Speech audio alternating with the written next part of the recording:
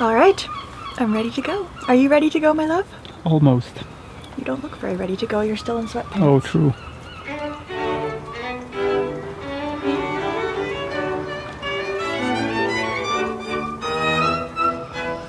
This is Den Helder, a saltwater city filled with old ships still headed for distant shores to bring back rum and coffee. But Den Helder's maritime ties exist both above and below the water. Welcome to the Submarine. Join us for some explorations above and below the sea.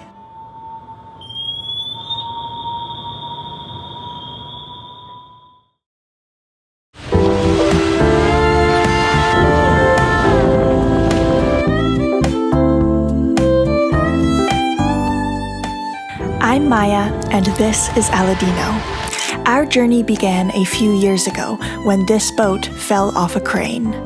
After 4 years of rebuilding her, we named her Magic Carpet and we set sail to go around the world as slowly as possible. This season, we're sailing in the Netherlands. Join us as we explore the history and strange natural beauty of this seafaring nation. From the canals of Amsterdam to the pastoral islands of the Waddenzee, welcome to Magic Carpet in the Netherlands. New episode every Friday.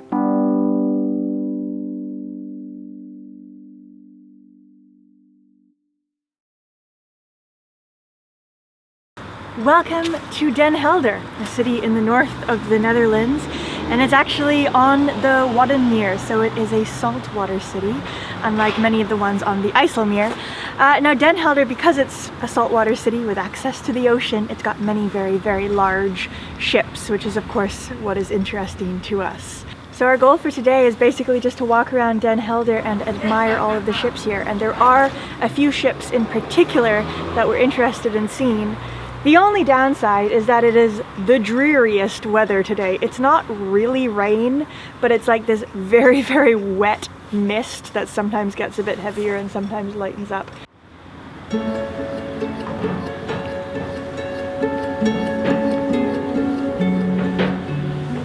The grey weather actually created a whole mysterious, old-fashioned sort of feeling to these silent ships sitting at the dock. We were pretty much the only people out and about, and the whole scene felt rather strange, like we had suddenly traveled back in time, and that feeling would only grow.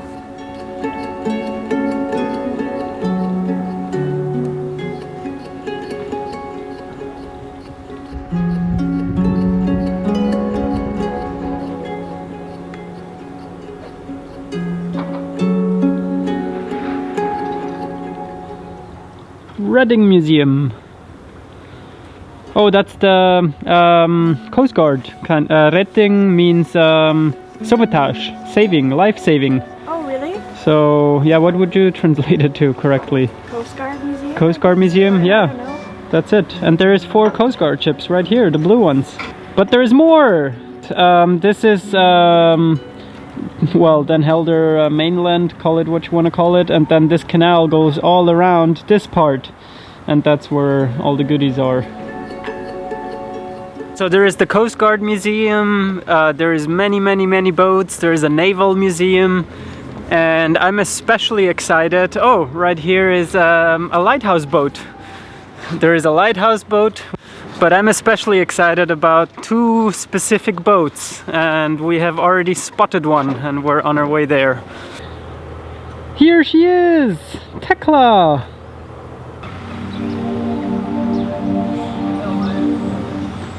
So the reason why we know Tecla goes back to our journey up the Rhone River. If you've been following along, we did the whole north through the continent journey last winter. And as we were coming up the Rhone in the town of Valence, we came across a Dutch couple on board a sailing barge, which they had converted themselves. And so we got to talking to them. They were retirement age, but they told us their life story. And essentially what they spent their life doing was converting this boat into the sailing ship that you see right now, and then doing charters on it, and that was their livelihood. Now they've since sold the boat, but it was just so interesting hearing about their stories with it and creating it into what it is now, that it's really, really cool to come here and actually see it. And Aladino's been doing a bit more research on the actual history of it and what this boat does now. It is under new ownership, but I don't know the new owners. So yeah, do you want to explain a little bit more, my love? Yeah, sure. So this boat was built in 1915 as a herring drifter here in the Netherlands. So she was initially built engine-less as a sail fishing vessel. After surviving the First World War and everything getting neglected a little bit, she was rediscovered, and she was she had many different owners. Some were Danish for a while, and then as industrialization began or continued on, she wanted to modernize, and they also fitted her out with engines. Around the 1980s, maybe 1990s, our friends bought her, named her Tecla again, and converted her into this sail training vessel, and that is what she does to this day. And what I find really incredible is, well, go look at some photos. There's also some great videos on their teclasailing.com, and the voyages that she does now are just to drool over. She does the Northwest Passage, and you can join as crew. Go to Iceland, go to Greenland. They have just been to incredible places.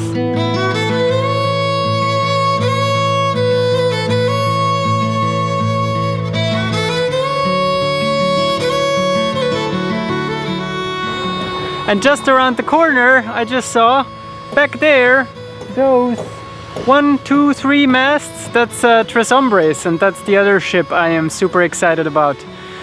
They seem to just have launched it recently because it's got to go across the Atlantic and get us some products.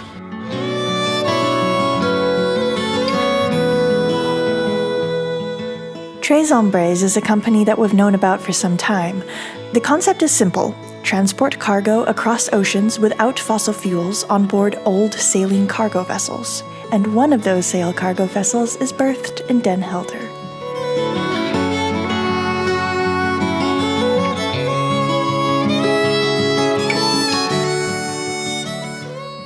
So cool to see the Tres Hombres ship in person, because we've been following their story for a while. It's a really cool story. They're actually getting ready to leave on an Atlantic crossing in 2 weeks, so they're really busy preparing the boat, so we didn't want to bother them too much with our camera. But we did manage to go to the office, and we bought some rum and some chocolate from them. And coffee. And coffee. So the story is that it's a company that moves cargo across the ocean with no emissions, and it started off as 1 ship, now there's 3. Not only do they move cargo without emissions, but they also choose products that are not going to compete with local produce. So they come over from Europe to the Caribbean with barrels full of things from here, Porto or bourbon or whatever, and then they sell it there, and then they refill the barrels, or they get different barrels. I don't know how this No, they works. refill it. They refill the same barrels? Yeah. Okay, with rum, and they also get cacao, and they also had vanilla extract, just whatever products they think they can then sell in Europe. They come back. The ship is run predominantly by volunteers, so you can get some experience sailing on a traditional sailing ship. Tres Hombres, La Palma. Rum. This is for Aladino. I'm not such a fan. We spent the rest of the day simply exploring. The streets felt oddly deserted. I had thought that Den Helder was a larger city, but when I looked it up, the population is only about 50,000. There was still one more thing we wanted to see, but we decided to save it for the next day so we could spend some more time there.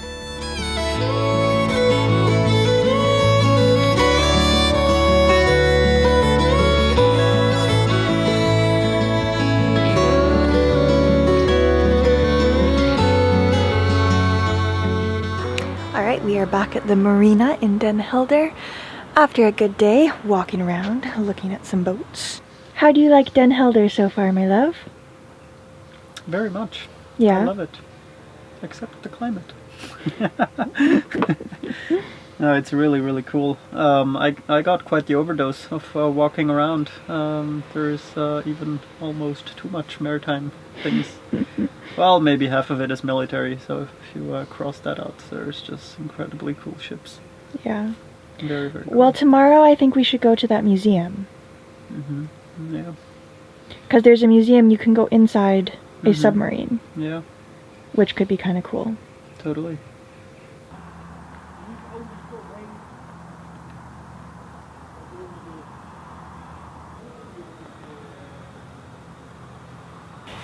So, to round out the evening, a little waltz by Oliver Schroer. I always play music by Oliver Schroer, and it always sounds slightly different because Oliver Schroer was a genius and could write in any genre he pleased.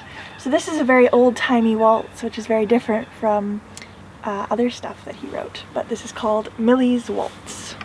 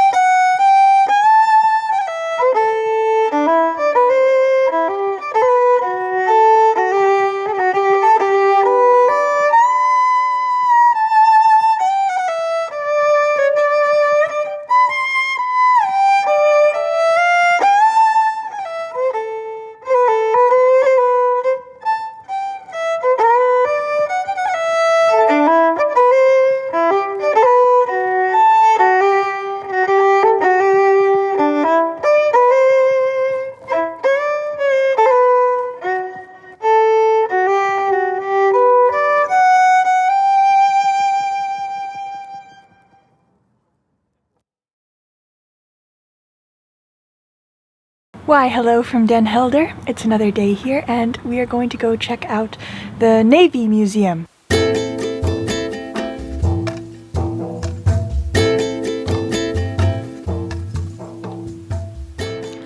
It was much sunnier today, which made us think we should have gone to the museum on the gloomy day and then spent today strolling around town.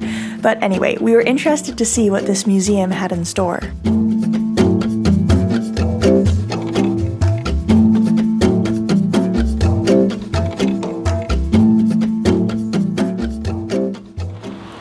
Here we are, under the giant submarine. I have to say, I knew that there was a submarine here, but it's still extremely impressive to see it, because it's huge. Anyway, it's all part of the Maritime Museum. There's the submarine, there's a few other ships that you can walk around, and then I think there's also normal museum-y kind of displays inside.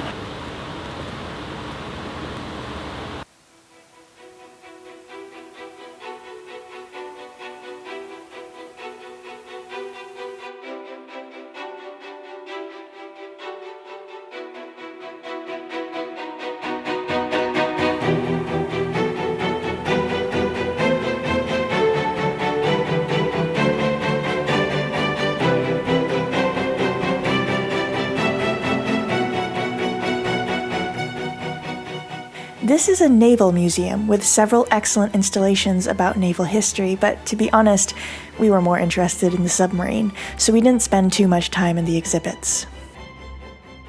I'm on top of the submarine now, so this is quite exciting. We get to go right in there.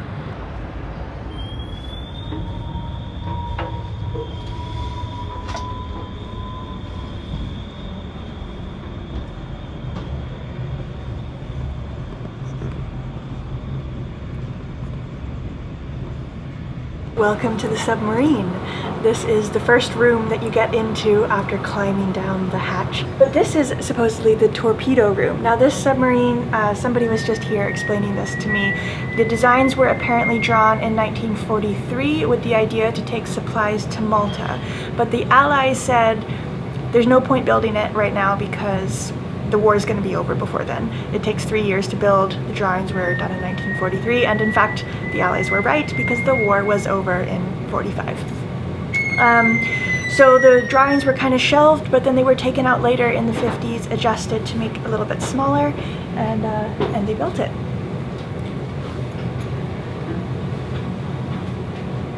And you sleep with the torpedoes. Yeah. Right here. So these are the bunks. They're so small, and they're right next to the torpedoes. Now apparently in the initial design, I think there was more of a separation between bunks and torpedoes, but this design was actually shortened 10 meters from the original one, and so now it's all kind of one room. So you're literally bunking on your tiny little bunk with the torpedoes. Which I think honestly makes no difference once you're in the craft with the torpedoes. Yeah.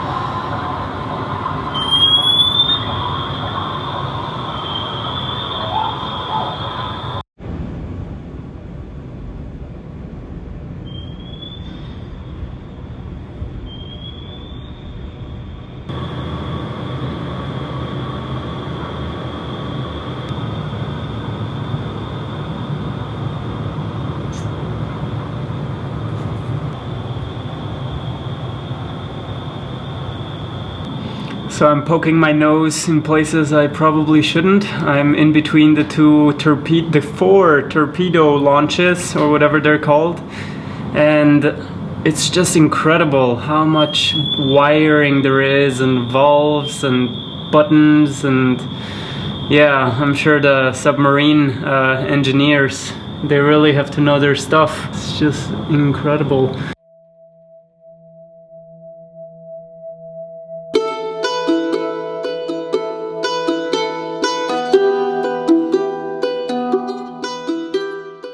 It was strange to be in the submarine. We were all alone, and everything was quite open, not put behind glass with big signs or ropes like you might expect for a museum. There were sounds playing, sonar beeps echoing through the long rooms. It felt claustrophobic. Although huge on the exterior, the living space inside was incredibly cramped to make room for all the machinery and systems necessary to make a submarine function.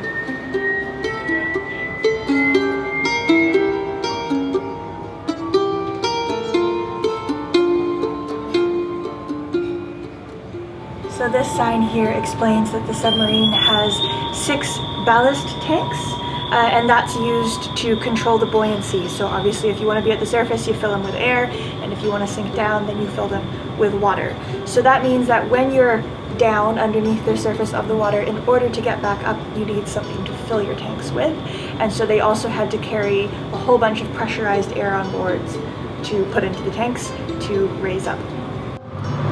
One thing that struck me that I didn't think of is actually the submarine is all electric, and it does have diesel engines that operate as generators though to recharge the batteries when the submarine is surfaced. And it has about 200 battery cells, but each cell is about the size of half a mammoth, and it weighs 550 kilos, which is about more than 1,000 pounds. Crazy, isn't it?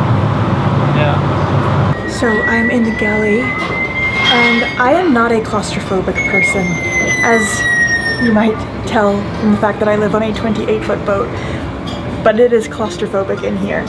It is so narrow, and I'm almost hitting my head. Further up ahead, I do hit my head. I don't know how many crew were on board, but I think quite a lot. And yeah, it's very tight. And I know that we're on the ground, but even still, I feel claustrophobic. To know that we were under however many meters of water as well, I would not enjoy this.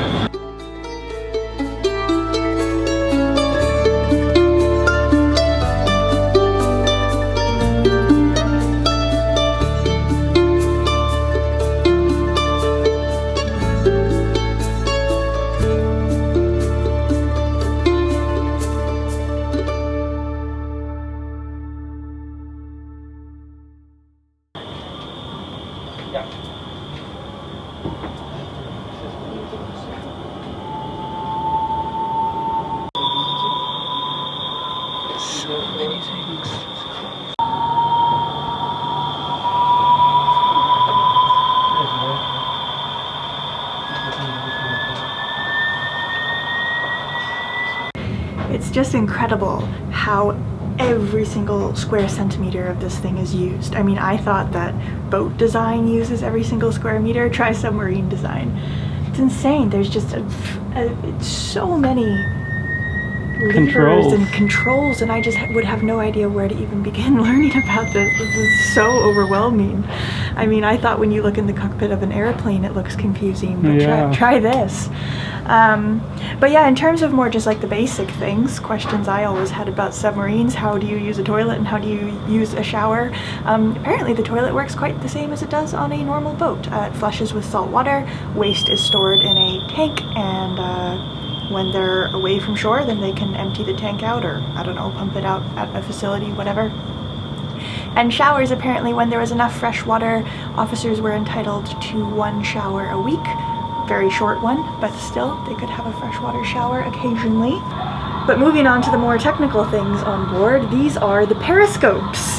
So you can actually look out of this and it gives you a live view of what's going on outside. And I think you should be able to spin it and kind of look all around you. So that's so crazy to be down here. I mean, you can see, but it's a very weird version of reality. Hey, there's that red ship going by. Oh, nice. Oh, this is really cool, actually. Nice. Well, I mean, all the other devices are to kind of see as well. The radar and the sonar. Yeah. It's the different kind of see. And that's why you don't see the submarine, because it also cannot see. Totally. In the same way. But you just feel so blind. Like, we're in the middle of the submarine right now. There's no need for the control room to be way up forward, because what are you going to see? So the control rooms are just in the middle.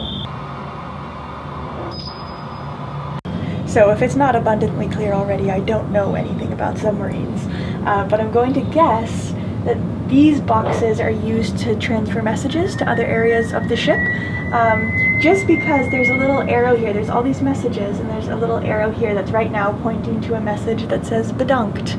And the small amount of Dutch I know that bedankt means thanks. So it's kind of funny that that's a message that they send. Thanks, bedankt.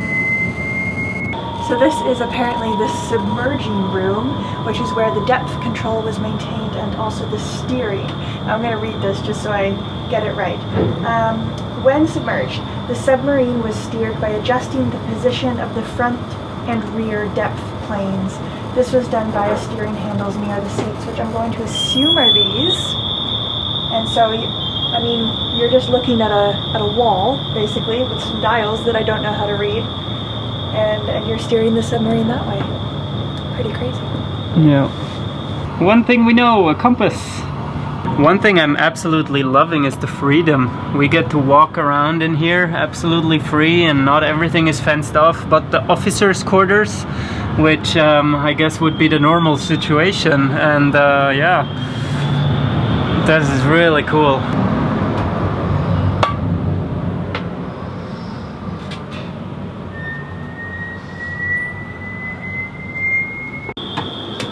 Fancy some fries? That's funny that would be an essential piece of equipment on board, hey? Totally. With all the space saving going on. And a good rice meal was prepared. So we just met someone from the museum who actually worked on board this submarine, and he said that there would be 70 people on board this submarine, and that they could be underwater for up to 7.5 weeks at a time, which is just crazy to think about. Like 70, do you think he really meant that? Yes. Oh, for sure. No, I believe it. Yeah. That's crazy. I mean, from the outside it looks huge, but so much of that is taken up with the machinery that the actual living space is so incredibly small. No, it's one beehive. Yeah, that must when have in been operation.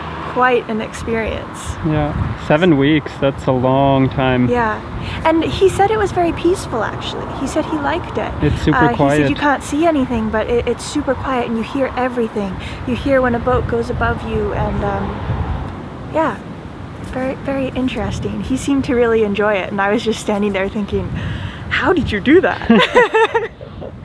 This Navy museum has a lot more to see, including several other complete ships to take a tour through, but I want to leave something to your imagination so that you might come here yourself one day if you're curious.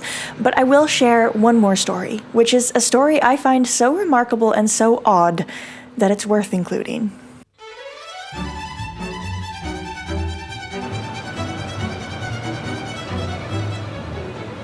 They have a sign here about the history of the ship, and I honestly find this so hilarious. So the description begins, it says, the steel minesweeper Abraham Princeton was constructed in 1936. Only few Royal Navy ships have such a heroic past as this one. Now you might wonder what it's done to say that it has such a heroic past. Well, from 1937 onwards, the Princeton was stationed in the former Dutch East Indies, and during the Second World War, it escaped the Japanese by camouflaging itself as a tropical island. On board were 11 officers, 48 crew members, and a nurse. After 9 tense days, the ship safely arrived at Geraldton in Western Australia. The bush boat. For some reason, I just love this story. The idea of a military ship disguising itself as an island and getting away with it just seems so... I don't even know what it seems. It's just a good story.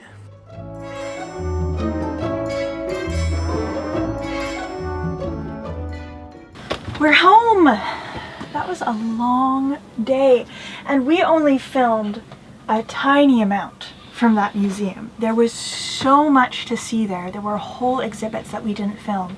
So if you ever find yourselves in Den Helder, and I would even say it's worth making a special trip, because that was very interesting. We spent 4 hours there. We could have easily spent all day, if not longer. I was just getting hungry, so we left to go get some food. But yeah, fantastic. They had so many ships to look at. They also had really good exhibits. I'm honestly not usually a huge fan of museum exhibits unless it's art. I like looking at art. But when it's just artifacts, I'm usually less into it. But this one was really cool because they had all these very interactive displays, which I thought was really fun. So they had displays about radar and sonar and just how ships were navigated and controlled. And so they had like little video games almost to actually illustrate those points, and they would kind of walk you step by step through how different things worked, and then you could sort of press the buttons and like see on the screen how radar worked or how sonar worked, and they had little games that you could play. Yeah, and then it's also just really nice because it's actually surrounded by living shipyards and living harbors. Like all around are just these canals and dry docks, and it was fantastic. So yeah, Den Helder. We didn't see too much of the city. The city didn't appear to be, you know, this grand city. Not bad, but just not maybe like the most exciting city we've been to. But the museum and the maritime side of things were fantastic. Yeah, I agree with you. I also really enjoyed it. I was in awe of all the models. There are so many models. From one was like 2 cubic meter. It was huge, and there's small ones, but they were all so accurate and well made and detailed. Just the craftsmanship in the models, that's what I was looking at. Really fantastic, and so many of them. And what I actually enjoyed the most was being inside the submarine and just being able to walk around freely, and you can stick around as long as you want and try to figure out things and look at things and turn the knobs. That was really, really cool. And not only is it one ship, but you get to tour 3 ships. Yeah, it was very special. I liked it. And so that concludes our visit to Den Helder. It was an interesting visit, filled with stories and artifacts and a certain kind of atmosphere. And so with that, we will leave you. Thank you so much for watching. We appreciate all of you for giving us a thumbs up and leaving a comment and just plain watching to begin with. An extra big thank you to our patrons who make these videos all possible, and an extra big thank you to these folks who really go the extra mile to make sure that these videos keep being produced. We'll see you all next Friday.